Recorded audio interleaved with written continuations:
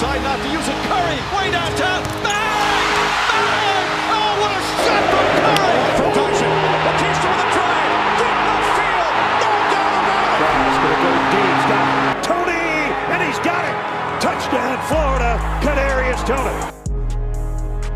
Welcome to episode 340 of the 2-Minute Warning. Today, me and Wade are looking at why we think Joe Burrow can have a huge breakout year in 2021. But before we get into that topic, question of the day for Bengals fans and NFL fans in general. Who is the all-time leading rusher for the Cincinnati Bengals? If you do not know the answer, stay till the end to find out. If you do, comment the answer below and we will pin your comment if you're the first one. But getting to this topic, what are your expectations for Joe Burrow and will he get this breakout year season 2? All right, so to begin with, this entire video is him coming back healthy next season. In contingency, he's the same guy. He's the same guy.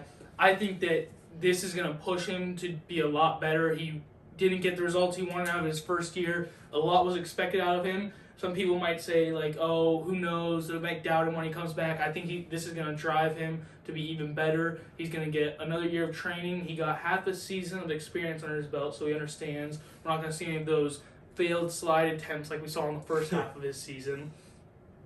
And really, building around him this offseason is going to be crucial about whether he can stay healthy. I mean, if you give him the same offensive line, I think you're going to get the same outcome of an injury. So I think you grab him Penei Sewell, get another offensive lineman from free agency. I think you build that line and give him the time he needs. He's going to do what he did in college, and that's shine. I think he's got plenty of receivers with T. Higgins, Tyler Boyd, A.J. Green, who I don't know if they'll sign, but I'm sure if they don't sign him, they'll pick up some receiver in free agency. You can't rely on just those two guys.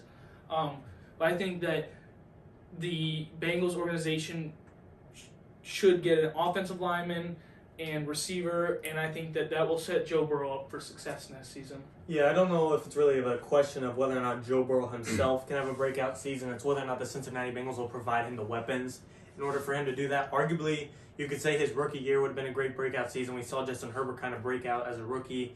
Joe Burrow was on pace to set the all-time passing yard record as a rookie and might have won Rookie of the Year and gone toe-to-toe with Justin Herbert for Rookie of the Year. So who's to say he wouldn't have had his breakout season rookie year, but due to injury, obviously that didn't happen. But second year is when we see big things happen for quarterbacks. We saw Mahomes win MVP in his second year. We saw Lamar Jackson win MVP in his second year. Kyler Murray didn't win MVP, but he definitely took a jump from his rookie year to second year. So I got a lot on the line for Burrow and do expect big things from him. But I don't think Cincinnati's going to get him all the weapons he exactly needs. They have the potential to. They have draft capital. They have some cap space. But to me, like Wade said, protection is the main thing. T. Higgins and Tyler Boyd aren't the number one guys you want to pass. You want Burrow passing to, but they will work for now. I want the man to stay healthy more than anything. Sewell would be ideal if he's available at number 5 overall. That is the Bengals pick in the first round. But just in my heart, if Sewell's gone, and yes, Rashawn Slater's on the board, but it's between like Rashawn Slater and Jamar Chase. Joe Burrow's got to convince the Bengals to pick up Jamar Chase, his old receiver from LSU. They won the national title together. They got chemistry together, and I think it'll transfer over to the NFL easily and be able to create a very epic and lethal quarterback to wide receiver duo in this season. Even though they'll be a rookie and young duo, I think they can have great potential and pair up together. But if Penei Sewell and Jamar Chase are both on the board, I'm going to play it safe and go with Joe Burrow's health and protection over his possibility of weapons.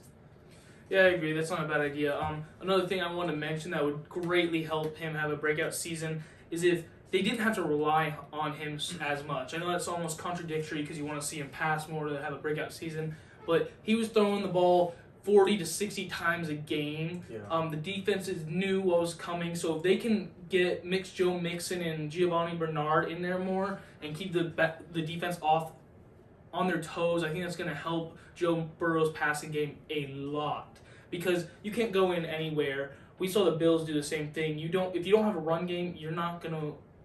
Okay, they won games, but you're not going to be very successful. You can only get so far. Yeah, so you can only get so far without a running game. I think that's what we saw this year. We saw a very pass-heavy offense with the Bengals. I think towards the end of the season, once they didn't have Joe Burrow, we saw the run game pick up because it had to. They had a backup quarterback in. Mm-hmm. So I think hopefully if that run game can transfer over to next season, paired with Joe Burrow's passing attack, I expect very big things from him. Yeah, just like Wade said, Joe Burrow needs a running game to rely on so he could take a break on a first, second, or third down. He's not always trying to get a third and long because he has no run game to get him any yardage on a second and long. He also needs a defense to rely on where this defense doesn't give up 30-plus points every single game, and he's forced to go into a shootout. And even if he doesn't have a run game, they almost have to abandon it because the defense has allowed so many points. And I do think the defense is finally putting something together. They have two strong safeties in Jesse Bates and Von Bell. And they also have a pass rush weapon, Geno Atkins. However, he's kind of alone there. Defensive line does have talent, but it still needs to progress a little more. They still need to get health together. They still need to get chemistry together, and they need to get some experience together. Hopefully, Geno Atkins stays happy and stays with the Bengals. He's not a free agent or anything.